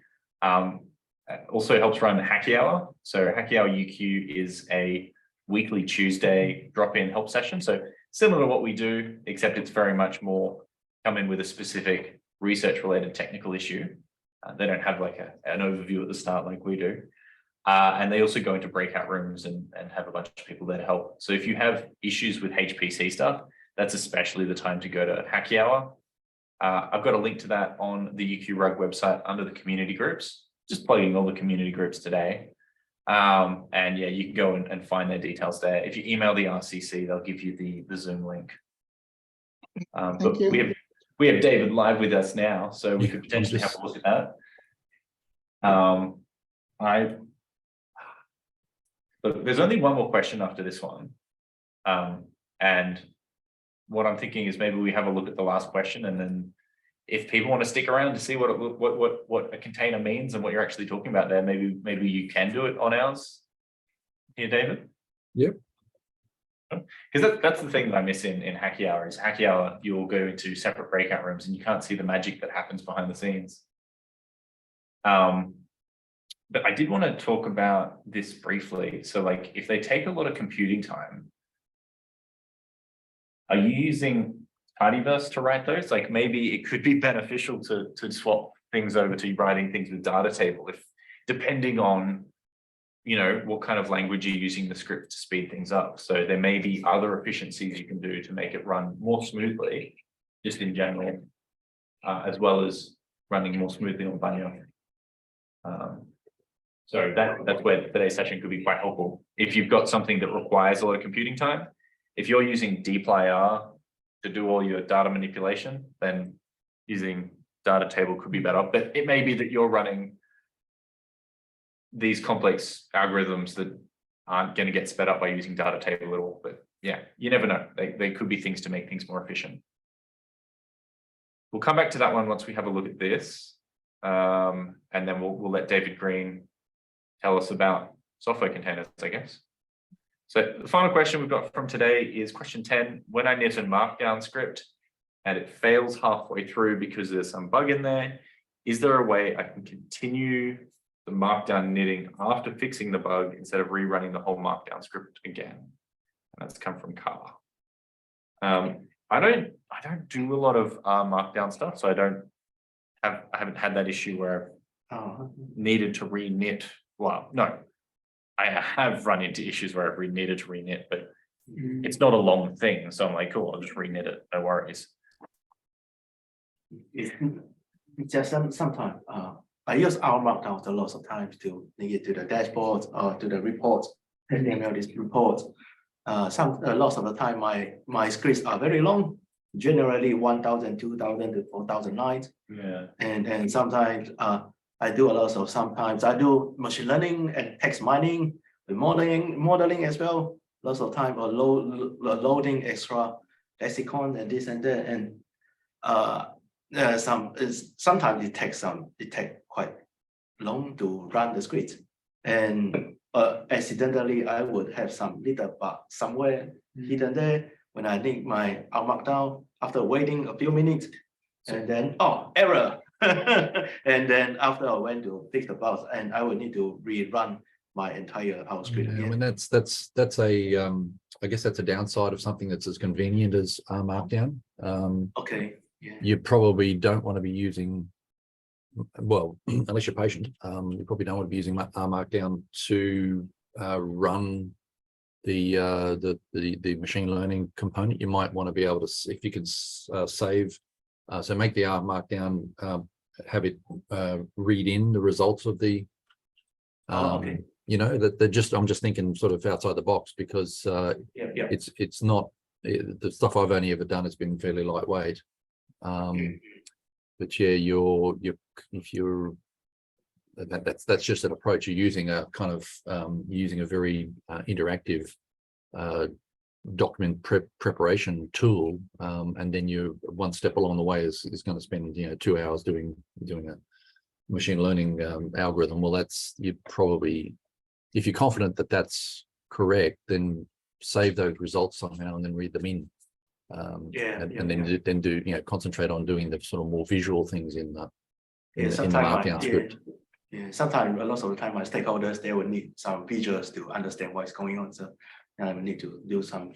We need outbound and dashboarding. Yeah, that's a really good point. So like kind of create all the things separately and then just use R Markdown at the end to sort of put it all together. Yeah. So that way, if there's a bug in some annoying little bit of script because you left a comma out somewhere, but it's generated all this stuff that's taken ages to run, then yeah, if you run it as compartmentalized things that then come together at the end, that might be a more efficient way of doing it. Yeah, certainly. I mean, as a general advice, I mean, we say to people, separate your computation from your visualization or your reporting. It's a very good practice to have. So if you can run the machine learning algorithm, get the results, and then import those into the Markdown, that would be a much more efficient way to do what I think you're trying to do. Yeah, that's a very good advice. Thank you. Yeah, that's have a think about it. That's good general advice. But once your script's getting quite complex and complicated, compartmentalizing things like that, so that if there's one failure, it doesn't break everything, it just breaks itself, and then you can run that by itself. That's great. There is a way you can make it spit out an error message if it runs wrong. You still have to rerun the whole thing, but I think try catch, if you know Oh, of yeah, it. yeah. No, you can skip those things. So if you wanted to just get the actual visualization part of it, right? I mean, the other thing you can do is just comment out the machine learning bits that are slow, while you make sure that all the markdown works. Okay. Try It's catch will almost- just print an error message if you do something wrong. Oh, If you rely on that doing it right for the next parts, it will still spit up errors. But if it was a standalone component, it would spit out an error and then run the rest of it. You'd still have to rerun it again though. So yeah, okay, yeah. Try catch. try catch, yeah. Is that a function for the package? Is it part of base R?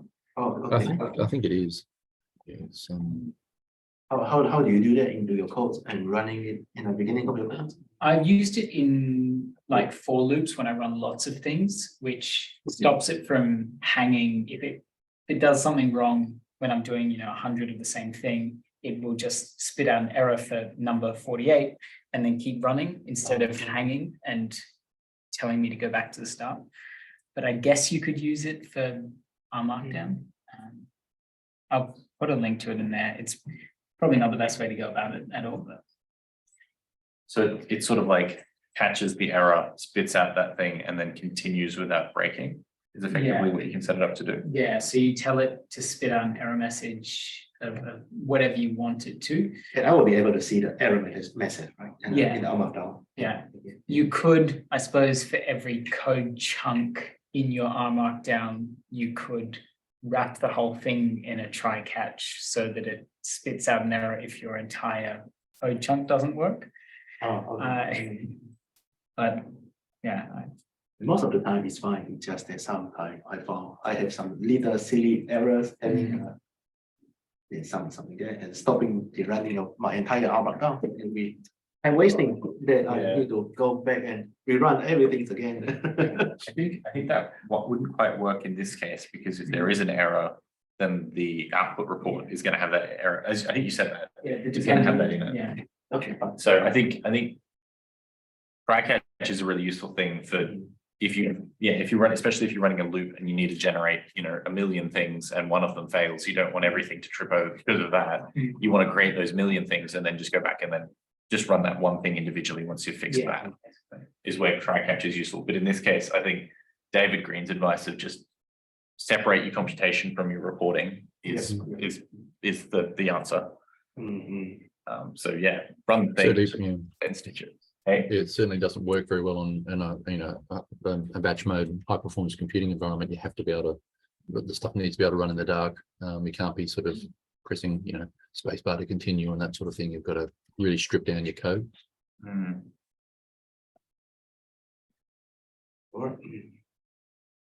Yeah, I it was a lie that I said that before, that I haven't had that happen with R Markdown, because I have had it with Quarto scripts. So when compiling websites and stuff using Quarto, I make one mistake and then the whole thing trips over. But it does render documents separately so that I just re-render the one that failed. So it doesn't quite connect either. So it is still sort of separated. So yeah, separate documents, I think is the way to do it. Right, because you can import them, can't you? You can have just source them in the various bits, and you could then, that would make it easier to deactivate a troublesome portion and work around it. Yeah, I think the issue is doing it all in. If you did, it wouldn't matter if you're doing it all in R Markdown or all in one big long script. If it fails partway through, it's going to fail partway through to give you the output you want. So yeah, I think chunks is the way to go. Yep. Separate the way that things run so that if it fails partway through, you can just start again halfway through. Cool. That's great advice. Thank you. All right, it's 1:52, so we're pretty close to wrapping up. This Ismail's question might have to be one for David to pick up another time, or to take to hack out. Tomorrow morning at 9:30 we have the virtual HPC sessions. That's this will be perfect for that. As long as you're not asking about the nuts and bolts of multi-criteria optimization, but if it's just about the process of getting a container to work and or to build R packages, I'm happy to help people in our Thursday morning sessions at 9:30. That's in that website, the Zoom link for that. Oh, cool. So it's not just Hacky Hour, it's also the virtual HPC. Yeah, so Hacky Hour is kind of pretty much anything from any part of the campus. We try and assemble a variety of expertise. Whereas the Thursday morning sessions are really focused on HPC usage and getting jobs running and you know, finding software and that sort of stuff. Oh, perfect. Yeah, that's definitely one for tomorrow morning then. But yeah, if you want to optimize those R scripts, that might be something that you could explore other ways for. But if it's mostly the container, then that's one for tomorrow. Cool. Yeah. All right. Well, we might wrap things up now then if there's no other questions, which there doesn't, none have jumped in at the last minute here. But thank you everybody for asking so many questions today, and thank you so much to Nick for giving that overview of data table. If there's anyone else who wants to put their hand up to run a session of any description, like a brief overview as Nick did today, do let us know. I'll put out another. Yeah, I mean, I'll put the survey out again. So in the last follow-up email after the last UQRUG, I put out a survey asking what people want to see. The top result was general statistics, which in reflection is quite a broad kind of category to put in for myself. But it's very valuable to see that because clearly there is that demand for it. And as Rene asked with his question, I mean, I don't think running a linear mixed effect regression model is necessary general statistics, but there is definitely that need for statistics. So it's something we're exploring as well. The second most popular was data table. So thank you for your requests, but then also someone who immediately was like, I'll do data table. That's awesome.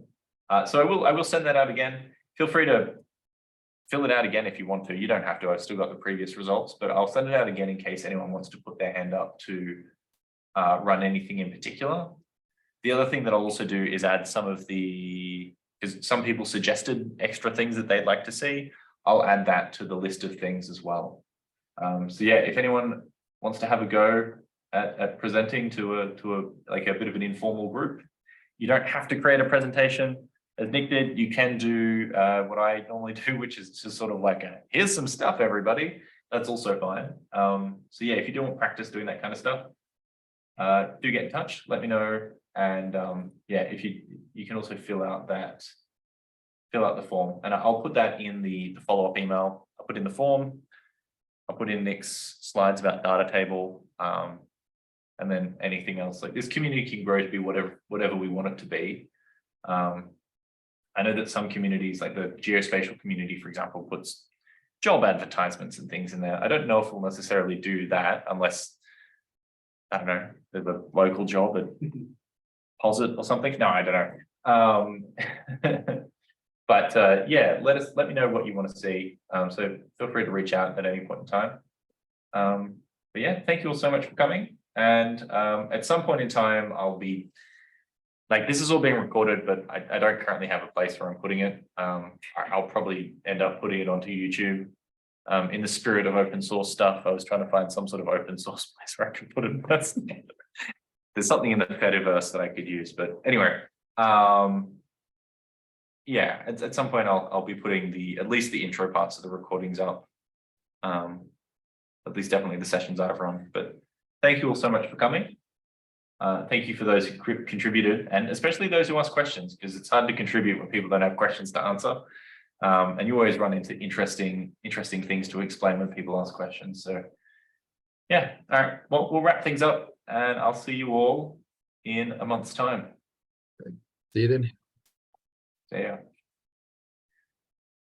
Also, if anyone wants to learn how to use Shiny, next Monday we've got an R advanced session in Shiny. So if you go to the training website, I also mentioned what did I mention? GitHub training at UQ Library. If you do a search for that on Google, you can find how many hours? Is it a live session? It's a 2-hour session. Okay. 2 hours. 2 hours. It's a very basic introduction to Shiny. So you probably don't need it. But you know Shiny. But it's always good to have refreshers and things. But yeah, go to the library training page here. You should be able to find the. Are you delivering the training? Yes, so that'll be Monday. I think it's Monday afternoon. I'll put that in the chat as well. This is where you can find upcoming GitHub classes as well. So if you are wanting to brush up or learn about GitHub, you can find that in here. But yeah, so that's on the 3rd of July in the afternoon. We'll just do a very basic intro to Shiny. That's next Monday. All right, that legitimately is everything this time. Either see you on Monday or see you next month. Bye, everyone.